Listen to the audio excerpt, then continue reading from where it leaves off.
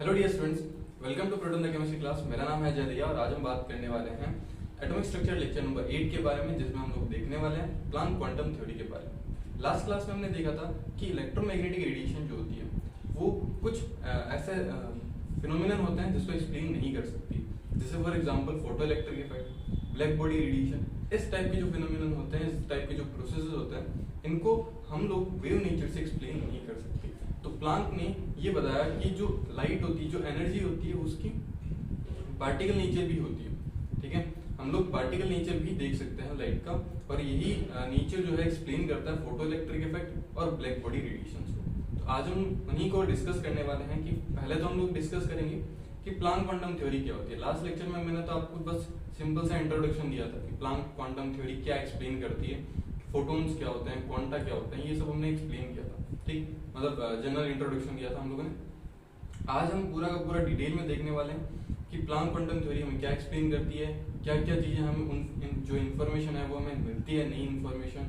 ठीक है, फोटोन के बारे में, क्वांटा के बारे में, किस तरीके से एनर्जी पार्टिकल नेचर के अंदर हम लोग स्टडी करते हैं, लाइट को पार्टिकल नेचर में स्टडी करेंगे। ठीक, फिर उसके बाद में हम लोग पढ़ेंगे ये फोटो इलेक्ट्रिक इफेक्ट, देन उसके बाद में हम लोग पढ़ेंगे ब्लैक बॉडी रेडिएशन। ओके, तो स्टार्ट करते हैं सबसे पहले प्लांक क्वांटम थ्योरी को। देखो, प्लांक के अकॉर्डिंग जो है एनर्जी जो होती है, ठीक है, वो ट्रांसमिटेड कंटिन्यूस ट्रांसमिशन नहीं होता एनर्जी का। एनर्जी का कंटिन्यूस ट्रांसमिशन कभी भी नहीं होता। ठीक है, लेकिन हम लोग तो हमारे ऊपर जो भी लाइट या फिर जो एनर्जी आती है ना, लाइट इज अ एनर्जी। तो जो हमारे ऊपर एनर्जी लाइट आ रही होती है वो तो कंटिन्यूस होती है। हमें ऐसा नहीं दिखता कि एक छोटा फॉर्म आया, फिर दूसरा, फिर तीसरा, फिर चौथा, ऐसा तो बिल्कुल भी नहीं दिखता। लेकिन होता क्या है कि लाइट कभी भी कंटिन्यूस ट्रांसमिटेड नहीं होती, ऐसा बिल्कुल भी नहीं होता। इसके छोटे छोटे बंडल्स के फॉर्म्स होते हैं। ठीक है, तो हम लोग यहाँ पे लिख सकते हैं कुछ थ्योरी पार्ट, जिसमें मैं हम लोग, वैसे मैंने आपको एक्सप्लेन कर रखा लास्ट क्लास में, फिर भी वापस बता दूं। देखो, according to Planck quantum theory या according to Planck, energy is transmitted in the form of small bundles or unit called as quantum। इनको हम लोग क्या नाम देते हैं? क्वांटा नाम देते हैं। अगर हम लाइट के रेस्पेक्ट में बात करें, फॉर लाइट, तो इनको हम लोग फॉर लाइट एनर्जी की बात करें, they are called as photon. इनको हम लोग क्या नाम देते हैं? फोटोन नाम देते हैं। हमें तो सिर्फ और सिर्फ क्या पढ़ना है? फोटोन के बारे में ही पढ़ना है। ठीक है, कि फोटोन क्या होते हैं, क्या इनकी प्रॉपर्टीज होती है, क्या इनके कैरेक्टरिस्टिक्स होते हैं, और इनकी किस तरीके से हम लोग एनर्जी कैलकुलेशन और देख सकते हैं। ठीक, अब देखो, अब हम बात करते हैं सबसे पहले फोटोन के बारे में कि फोटोन क्या होता है। तो फोटोन की जो कैरेक्टरिस्टिक्स होते हैं वो हम लोग देखते हैं। देखो, फोटोन जो होता है ये एक एनर्जी का पैकेट होता है, लाइट एनर्जी का पैकेट होता है। It is a packet of light energy, आप लोग लिख सकते हो। इट इज अ बंडल भी लिख सकते हो आप लोग, बंडल ऑफ लाइट एनर्जी। और दूसरा आप लोग क्या लिख सकते हो? ये तो फर्स्ट पॉइंट। सेकंड, अगर आप लोग इसकी स्पीड देखो तो it travel with speed of light, in vacuum.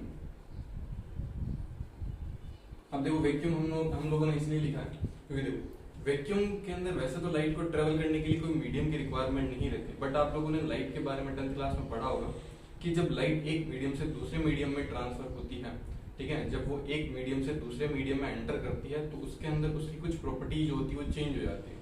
ठीक है, जैसे फॉर एग्जाम्पल जो सन से लाइट आती है और जो अर्थ पर आती है, वो कलर के अंदर क्या हो जाती है? डिस्पर्स हो जाती है, उसके कलर्स निकल जाते हैं, है ना। तो सेम उसी तरीके से जब मीडियम के अंदर चेंज हो तो वैक्यूम के अंदर वो किसकी स्पीड से ट्रेवल करता है? लाइट की स्पीड से ही ट्रेवल करता है। लेकिन अगर मीडियम चेंज होगा तो जो आने वाले सोर्स से जो फोटोन होगा, आने वाले सोर्स से जो लाइट होगी, उसकी स्पीड चेंज होगी और उसकी वेवलेंथ चेंज होगी। ध्यान रखना, दो प्रॉपर्टी जो होती है वो चेंज हो जाती है। एक तो स्पीड ऑफ लाइट और एक वेवलेंथ ऑफ लाइट। इसी तरीके से फोटोन की भी क्या होगी, फोटोन की भी स्पीड चेंज हो जाएगी और वेवलेंथ चेंज हो जाएगी। ठीक है, तो आप लिख सकते हो third,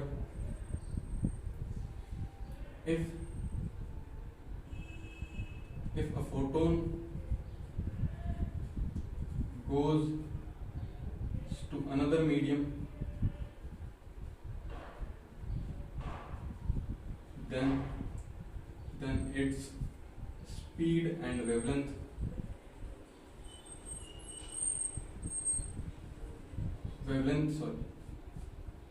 speed and wavelength changes, but frequency do not change। लेकिन इसकी फ्रीक्वेंसी चेंज नहीं होती है, इट रिमेन। देखो ये कुछ थ्योरी पार्ट्स हैं, न्यूमेरिकल के अंदर आपको बहुत मजा आएगा, इसके अंदर बहुत ही अच्छे से हम लोग न्यूमेरिकल कर सकते हैं। ठीक, देखिए अब अगर हम बात करें कि अगर फोटोन एक मीडियम से दूसरे मीडियम में जा रहा है तो एक तो उसकी स्पीड चेंज हो जाएगी, अब वो लाइट की स्पीड से ट्रेवल नहीं करेगा। दूसरा, उसकी जो वेवलेंथ होगी वो भी चेंज हो जाएगी। ठीक है, अगर उसकी वेवलेंथ ज्यादा है तो हो सकता है उसकी वेवलेंथ कम हो जाए, उसकी कम है तो वो ज्यादा हो जाए ना। फ्रीक्वेंसी चेंज कभी भी नहीं होगी। ठीक है, फ्रीक्वेंसी कभी भी स्पीड और वेवलेंथ पर नहीं करेगी। ये आप किसी भी मीडियम में डाल दो, उसकी फ्रीक्वेंसी तो सेम ही रहेगी।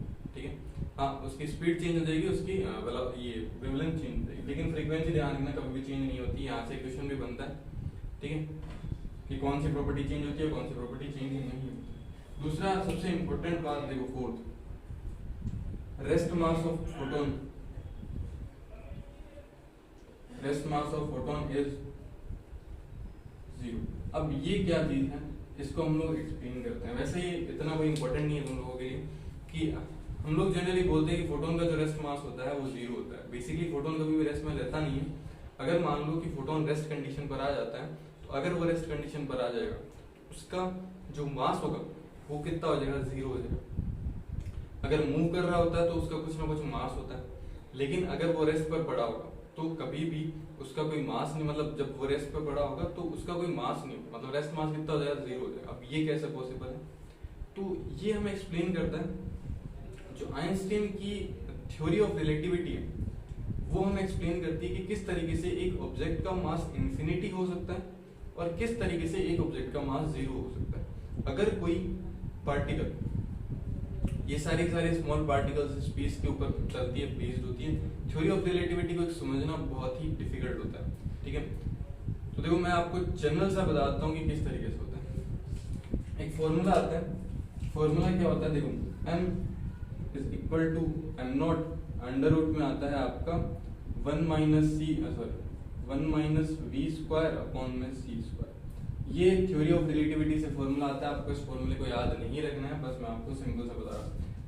m नॉट का मीनिंग होता है रेस्ट मास और ये उसका एक्चुअल मास होता है। ठीक है, तो देखो अगर हम यहाँ पर v स्क्वायर जो है, अगर हम v को 0 कर देते हैं, अगर हम v को 0 कर देते हैं, ये 0 हो जाता है। तो देखो अगर ये 0 हो जाएगा तो वो किसकी तरह से बिहेव करेगा, मतलब उस ये 0 हो गया तो ये वैल्यू, तो उसका जो रेस्ट मास आएगा वो भी कितना आएगा, 0 है। ठीक, लेकिन अगर हम लोग ये 0 कर रहे हैं तो आप समझिए ना, ये पूरा 0 होकर भी ये पूरी वैल्यू 0 हो जाए। लेकिन अगर हम लोग बात करें कि अगर हमारे पास में अगर कोई भी फोटोन लाइट की स्पीड से ट्रेवल करेगा, तो हम लोग यहाँ पे क्या लिख सकते हैं, c स्क्वायर लिख सकते हैं। c स्क्वायर से c स्क्वायर कट जाएगा और उसका मास जो आएगा वो कितना आ जाएगा, मास इंफिनिटी आ जाएगा।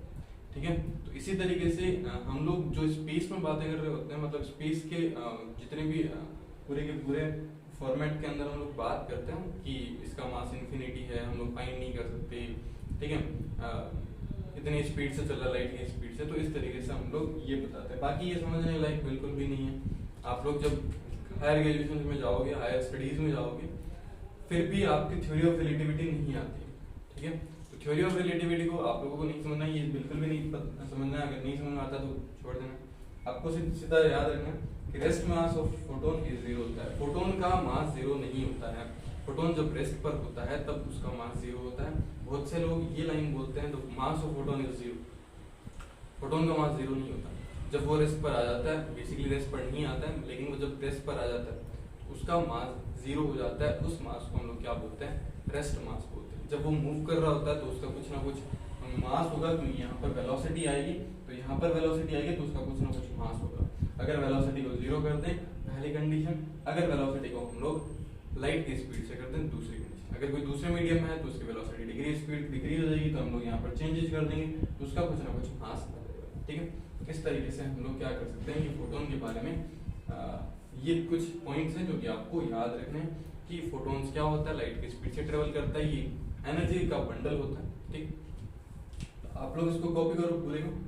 फिर हम लोग देखते हैं कि एनर्जी ऑफ फोटोन हम लोग किस तरीके से कैलकुलेट कर सकते हैं और इसकी क्या क्या चीजें जो है वो हम लोग कैलकुलेट कर सकते हैं। न्यूमेरिकल के लिए कौन कौन सी चीजें हेल्पफुल रहेगी वो हम लोग देखते हैं। राइट, तो आप इसको कॉपी करो, फिर अपन मूव करते हैं नेक्स्ट पार्ट पर। ओके, तो कॉपी करो। ओके, तो हम बात करते हैं नेक्स्ट कि फोटोन की हम लोग एनर्जी कैसे कैलकुलेट कर सकते हैं, वो चीज हम लोग देखते हैं। तो नेक्स्ट हेडिंग डालते हैं अपन कैलकुलेशन ऑफ एनर्जी, या फिर हम लोग सीधा लिख सकते हैं कि energy of photon. Energy of photon, एक फोटोन की एनर्जी कैसे कैलकुलेट। देखो ध्यान से समझना, बहुत सिंपल है, लोग सीधा डायरेक्ट अपन फॉर्मूला बना सकते हैं। मान लो कि ये हमारे पास में एक सोर्स है लाइट का, इस लाइट के सोर्स से इसको हम लोग लिख लेते हैं सोर्स। इस सोर्स से कुछ ना कुछ रेडिएशन आ रही होती है, मतलब कुछ लाइट एनर्जी रिलीज होगी, तो यहाँ से कुछ आएगी, मतलब तो इसकी कुछ ना कुछ वेवलेंथ होगी और इसकी कुछ ना कुछ फ्रीक्वेंसी होगी। ठीक है, मतलब एनर्जी यहाँ से आ रही है, इसकी कुछ ना कुछ, मतलब जो भी हमारे पास में लाइट एनर्जी होगी उसकी कुछ ना कुछ एनर्जी होगी, और जो उसका अगर वो वेव, मतलब वेव के फॉर्म में अगर माने उसकी कुछ ना कुछ क्या होगी, वेवलेंथ होगी, और इसकी कुछ ना कुछ फ्रीक्वेंसी होगी। ठीक है, अब देखो यहाँ पर अगर हम देखें कि एनर्जी ऑफ फोटोन जो होता है, यहाँ से अगर एक फोटोन रिलीज हो रहा है तो जब फोटोन रिलीज होगा तो यहाँ से कुछ ना कुछ फोटोन की एनर्जी होगी और उसकी कुछ ना कुछ वेवलेंथ होगी और उसकी कुछ ना कुछ फ्रीक्वेंसी होगी। तो फोटोन की जो एनर्जी होती है वो डायरेक्टली प्रोपोर्शनल होती है फ्रीक्वेंसी के, क्योंकि फ्रीक्वेंसी कभी भी चेंज नहीं होती, वेवलेंथ चेंज हो जाती है अगर मीडियम चेंज हो जाता है। तो हम लोगों ने अभी भी देखा कि फ्रीक्वेंसी चेंज नहीं होती है। तो आप लोग यहाँ पे लिख सकते हो energy is directly proportional to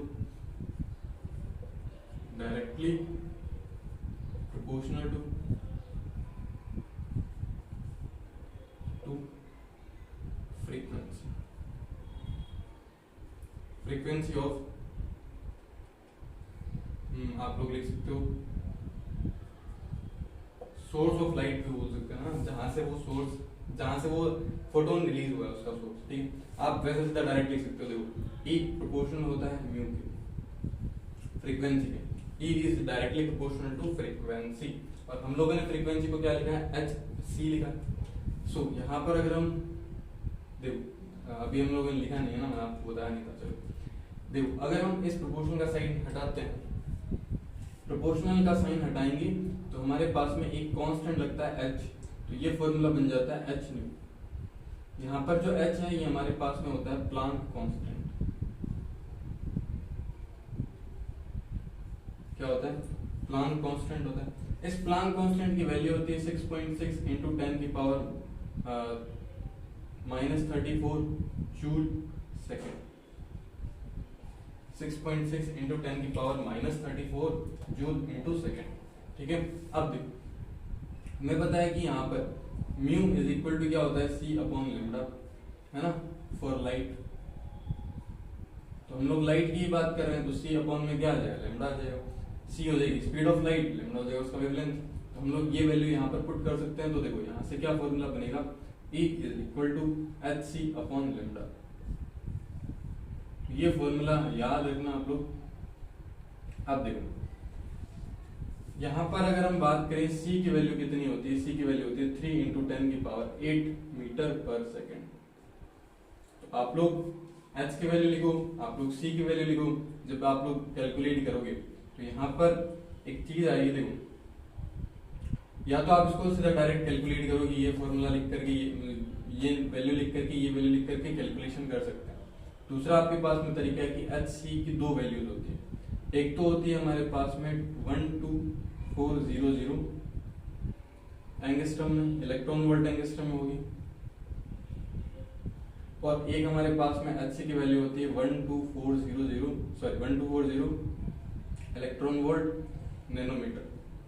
तो ये दो वैल्यूज जो है वो आपको याद रखनी है। ये दो वैल्यू अगर आप लोग याद रखोगे, सीधा डायरेक्ट यहाँ पर पुट करोगे तो आपके पास में बताओ इसके लिए फॉर्मूला क्या बने, E is equal to 12400 divide by क्या आ जाएगा लैम्डा। तो ये फॉर्मूला बन गया। इसकी यूनिट क्या आएगी हमारे पास में, इलेक्ट्रॉन वोल्ट एंगस्ट्रॉम। और यहाँ पे बताओ E इज इक्वल टू क्या आ जाएगा 1240 डिवाइड बाई लैम्डा। और ये किस में आएगा, इलेक्ट्रॉन वोल्ट नैनोमीटर में। ठीक है, अब देखो एक इलेक्ट्रॉन वोल्ट क्या होता है वो हम लोग देखते हैं। देखो 1 electron volt is equal to क्या होता है, देखो 1 इलेक्ट्रॉन वोल्ट जो होता है वो होता है 1.6 × 10⁻⁻19 जूल। ठीक है, अगर आपको एनर्जी जूल में दे रही है तो आप उसको इलेक्ट्रॉन वोल्ट में कैलकुलेट कर सकते हो। 1 इलेक्ट्रॉन वोल्ट कितना होता है 1.6 × 10⁻⁻19। अब देखो ये सिंबल्स है, जो इलेक्ट्रॉन पर चार्ज होगा वही तो लिखा है 1.6 × 10⁻⁻19 जूल एनर्जी का है, तो इसलिए हम लोग क्या लिख रहे हैं, जूल लिख रहे हैं। ठीक है, तो ये आपको ध्यान में रखना है। तो ये हमारे पास में एनर्जी के दो फॉर्मूले आ जाते हैं। इन दो फॉर्मूले से हम लोग क्या कर सकते हैं, एनर्जी का कैलकुलेशन कर सकते हैं। ठीक है, अब इन एनर्जी के फॉर्मूले को हम लोग किस तरीके से यूज कर सकते हैं और किस तरीके से कैलकुलेशन कर सकते हैं, किस टाइप के क्वेश्चन इन फॉर्मूला पर बन सकते हैं या फिर इस पूरे के पूरे एनर्जी ऑफ फोटोन की कैलकुलेशन पर बन सकते हैं। ठीक है, तो आप लोग इसको कॉपी करो। फिर हम लोग कुछ न्यूमेरिकल प्रैक्टिस करते हैं जिसमें हम लोग देखते हैं कि ये किस तरीके से हम लोग कैलकुलेट कर सकते हैं, एनर्जी कैसे कैलकुलेट कर सकते हैं, फ्रीक्वेंसी और कैसे कैलकुलेट कर सकते हैं। राइट, तो आप इसको कॉपी करो, फिर अपन मूव करते हैं नेक्स्ट कैलकुलेशन पार्ट पर। ओके, तो आप लोग कॉपी करो पहले से। ओके, तो हम बात करते हैं न्यूमेरिकल की। तो देखो आपको दो क्वेश्चन दे रखे हैं, इन दो क्वेश्चन का हम लोग आंसर करेंगे। एक चीज मैं आपको बताना भूल गया, हम लोगों ने वो जो एनर्जी कैलकुलेट करी थी वो एक फोटोन के लिए थी, लेकिन अगर आपसे वो ज्यादा फोटोन के लिए पूछ ले तो आपको कौन सा फॉर्मूला लगाना है। देखो बहुत सिंपल है, क्या फॉर्मूला यूज करोगे, मैं यहाँ पे लिख रहा हूँ E is equal to NHc upon में लैम्डा। अब देखो n क्या हो जाएंगे, n हमारे पास में हो जाएंगे नंबर ऑफ फोटोन। ठीक है, कितने फोटोन्स, जैसे for example calculate the energy of 100 photon. हमें 100 फोटोन की एनर्जी कैलकुलेट करनी है if the wavelength of the light is 200 angstrom. बहुत सिंपल है, देखो क्या फॉर्मूला लगाएंगे, E is equal to NHc upon में लैम्डा। देखो 100 फोटोन है तो बताओ E कितना आ जाएगा, E 100 इनटू में Hc की वैल्यू हम लोग क्या लिख देंगे 12400, क्योंकि एंगस्ट्रॉम में हमें दे रखी है। ध्यान रखना इस साइड और इस साइड दोनों साइड एनर्जी सेम होनी चाहिए। डिवाइड बाय क्या कर देंगे, लैम्डा में कितना दे रखा 2000 एंगस्ट्रॉम। तो 100 से ये सॉल्व चला जाएगा, ये यहाँ से ये चला जाएगा, तो कितना बचेगा 1240 डिवाइड बाय 2, तो ये लगभग कितना बचेगा, कितना आ जाएगा आंसर 620 आंसर आ जाएगा। तो जो एनर्जी होगी वो कितनी हो जाएगी 620 इलेक्ट्रॉन वोल्ट एंगस्ट्रॉम हो जाएगी। फिर देखो नेक्स्ट अपन क्वेश्चन करते हैं, a light source of wavelength 200 angstrom 2000 angstrom emit 2.5 joule energy, the number of photon emitted from the source will। तो आपको एनर्जी दे रखी है, बस आपको क्या फॉर्मूला लगाना है, E is equal to NHc upon में लैम्डा। अब की बार में क्या कैलकुलेट करना है, n कैलकुलेट करना है। एनर्जी आपको दे रखी है, देखो 0.5 इज इक्वल टू क्या आ जाएगा, यहाँ पे हमें कितना दे रखा है ये। अब देखो n निकालना है, इनटू कितना आ जाएगा 12400 डिवाइड बाय क्या आ जाएगा, लैम्डा कितना दे रखा है 2000। ठीक है, अब देखो ये तो दे रखा है जूल के अंदर और ये दे रखे हैं इलेक्ट्रॉन वोल्ट के अंदर। तो आप लोग यहाँ पे क्या करते हो 1.6 × 10⁻⁻19 का क्या कर देंगे, मल्टीप्लिकेशन कर देंगे, तो यहाँ से n की वैल्यू आ जाएगी, क्योंकि ये पूरी वैल्यू जूल में कैलकुलेट हो जाएगी, कन्वर्ट हो जाएगी। ये भी जूल के अंदर है और ये भी जूल के अंदर है। ठीक है, तो यहाँ से हम लोग क्या कर सकते हैं, n की वैल्यू कैलकुलेट कर सकते हैं। तो आप लोग ये कैलकुलेशन करके आंसर कैलकुलेट कर सकते हो कि कितना कैलकुलेशन आ रहा है। बस आपको अब मैथमेटिकल कैलकुलेशन ही करनी है, तो आप लोग आंसर निकाल के कमेंट बॉक्स में आंसर टाइप करना, इसका आंसर क्या है। ठीक है, बस सिंपल से क्या करना है, अब आपको इस पूरे के पूरे फॉर्मूले को मल्टीप्लाई करना है। ये वैल्यू यहाँ आ जाएगी, ठीक है, ये वैल्यू इसके नीचे चली जाएगी और ये वैल्यू इसके भी नीचे चली जाएगी। ठीक है, तो यहाँ से n की वैल्यू आ जाएगी, बस आपको कैलकुलेशन करनी है। ठीक, इस टाइप के क्वेश्चन आपसे पूछे जा सकते हैं, बहुत ही नॉर्मल टाइप के क्वेश्चन हैं। एक चीज और कि आपको जो है पावर का भी फॉर्मूला पूछा जा सकता है। अगर आपको पावर दे रखी हो तो पावर इज इक्वल टू क्या होता है, वर्क अपॉन टाइम, है ना, और वर्क और एनर्जी को हम लोग सिमिलर मानते हैं। तो देखो एनर्जी अपॉन में टाइम क्या हो जाएगा, पावर हो जाएगा, तो ये क्या हो जाएगा n अपॉन में t hc अपॉन लैम्डा। क्या हम n अपॉन t को रेट बोल सकते हैं, हाँ, क्योंकि n का मीनिंग क्या है, नंबर ऑफ फोटॉन्स, t का मतलब हो गया टाइम, तो ये हो गया रेट ऑफ फोटोन एमिटेड। ठीक है, कि कितने जो एमिशन ऑफ फोटोन है उसकी रेट क्या है, तो हम इसको क्या बोल सकते हैं, रेट बोल सकते हैं। तो कई बार आपको रेट ऑफ फोटोन भी पूछी जा सकती है, इसका मीनिंग बस आपको क्या पूछा गया, n/t पूछा गया कि पर्टिकुलर टाइम के अंदर कितने नंबर ऑफ फोटोन जो है वो एमिट हो रहे हैं, वो क्या हो जाएगी, उसकी रेट हो जाएगी। या आपको पावर पूछ लेगा, पावर में पूछेगा तो आपको इस तरीके से कैलकुलेट करना है, पावर दे करके आपको रेट पूछ सकते हैं। ठीक है, तो इस टाइप के भी अलग अलग क्वेश्चन पूछे जा सकते हैं, राइट।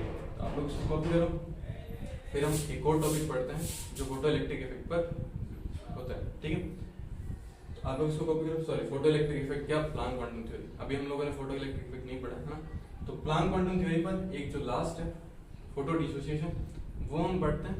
ठीक है, फिर इस लेक्चर को कंप्लीट करते हैं। तो आप इसको कॉपी करो, फिर अपन मूव करते हैं नेक्स्ट फोटो डिसोसिएशन पर। आप कॉपी करो।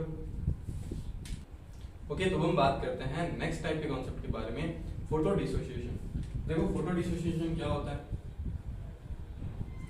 फोटो डिसोसिएशन, देखो फोटो डिसोसिएशन का मीनिंग होता है breaking of chemical bond, breaking of chemical bond using light energy, using light energy. अगर हम लाइट एनर्जी का यूज करके किसी भी केमिकल बॉन्ड को ब्रेक करते हैं तो वो कहलाता है फोटो डिसोसिएशन। अब देखो किस तरीके से होगा, हमारे पास में एक बॉन्ड ए से बी बना हुआ, इस बॉन्ड की कुछ ना कुछ बॉन्ड एनर्जी होगी। ठीक है, ये बॉन्ड एनर्जी उतनी होगी कि इतनी अगर हम इसको एनर्जी देते हैं तो बॉन्ड क्या हो जाएगा, ब्रेक हो जाएगा। तो देखो इसको हम लोग क्या बोलेंगे, the energy required to break a particular type of bond, particular type of bond। ठीक है, तो उसको हम लोग क्या बोलेंगे, बॉन्ड एनर्जी। मान लेते हैं कि हम लोग यहाँ पर एक लाइट का क्या करते हैं, यहाँ पर लाइट डालते हैं, तो ये बॉन्ड ब्रेक होगा। इसको बॉन्ड को ब्रेक करने के लिए हमें x जूल या फिर x किलोजूल मोल इनवर्स या पर मोल लाइट की रिक्वायरमेंट है। ठीक है, मतलब इसकी बॉन्ड एनर्जी को जितनी है तो हमें उतना ही एनर्जी का फोटोन या उतनी ही एनर्जी की लाइट हमें क्या करनी पड़ेगी, इस पर एमिट करनी पड़ेगी। ठीक है, इस पर हिट करनी पड़ेगी। तो देखो x किलोजूल पर मोल का मीनिंग क्या होता है, इसको हम लोग क्या बोलेंगे, एनर्जी रिक्वायर्ड टू ब्रेक 1 मोल। 1 मोल को हम लोग क्या लिख सकते हैं, Na। ठीक है, इसके लिए कितना हो जाएगा, x किलोजूल। मतलब कि अगर हमारे पास में Na बॉन्ड है यानी 1 मोल है, उसके लिए कितनी रिक्वायरमेंट है, x किलोजूल रिक्वायरमेंट है। ये हमेशा किसके लिए डिफाइंड होता है, फॉर 1 मोल के लिए, फॉर 1 मोल। इसको हम लोग 1 मोल के लिए डिफाइन करते हैं। अब एक और चीज हम लोग यहाँ पे लिख सकते हैं कि जो एनर्जी रिक्वायर्ड है, energy required to break bond, वो किसके इक्वल हो जाएगा, इज इक्वल टू, उसको हम लोग बोल सकते हैं energy of incident light.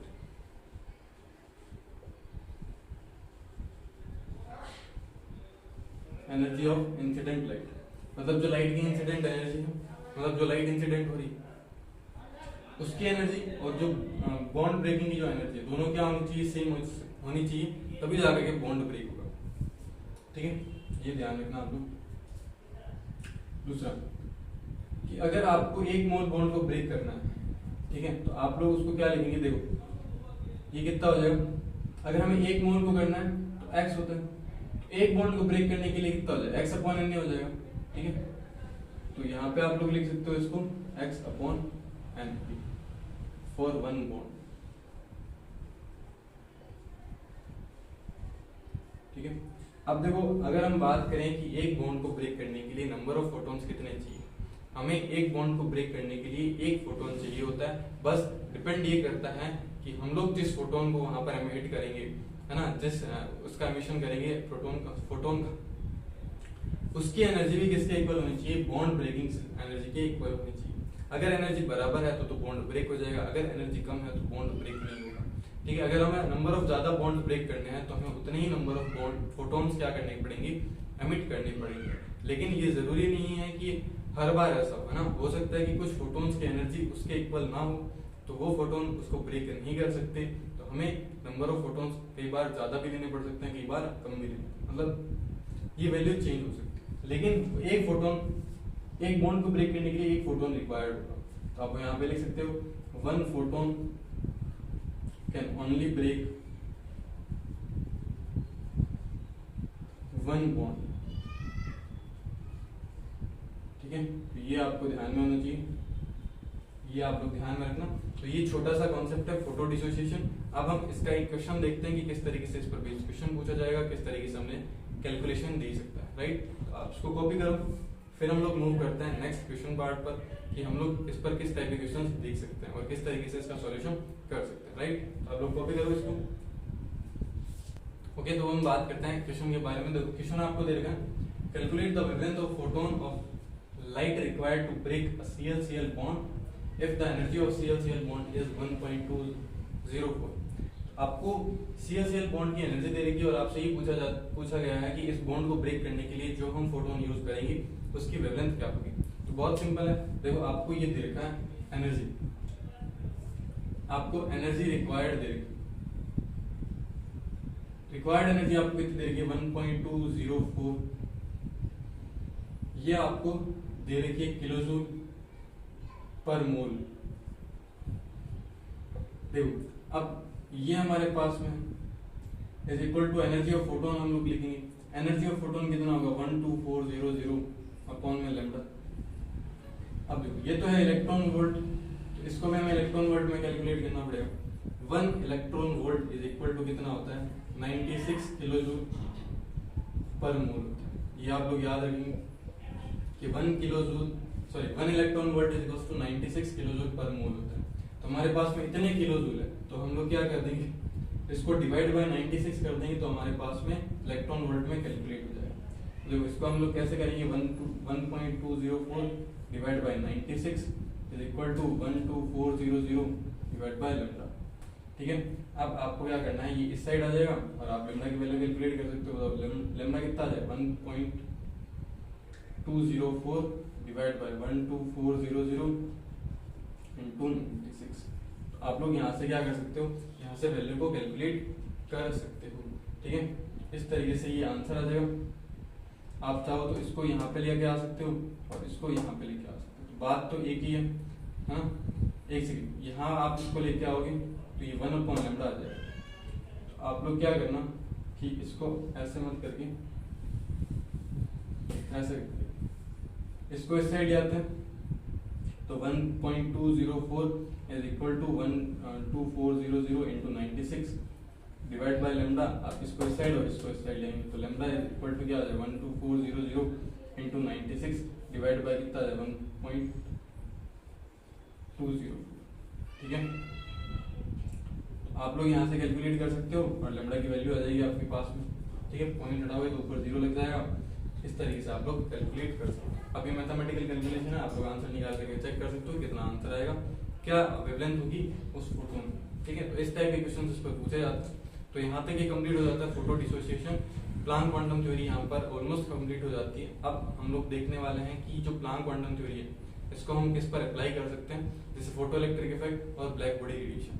Main important हमारा फोटो इलेक्ट्रिक इफेक्ट रहेगा, ये थोड़ा अच्छे लेवल पर भी हम लोग इसको स्टडी करेंगे और इसके न्यूमेरिकल्स भी बहुत अच्छे से बनाया जाता है। ठीक है, तो नेक्स्ट क्लास में हम लोग डिस्कस करेंगे फोटो इलेक्ट्रिक इफेक्ट पर, फोटो इलेक्ट्रिक इफेक्ट क्या होता है और इसके किस किस टाइप से एप्लीकेशंस पूछे जा सकते हैं, किस टाइप के क्वेश्चंस पूछे जा सकते हैं, उनको हम लोग डिस्कस करेंगे।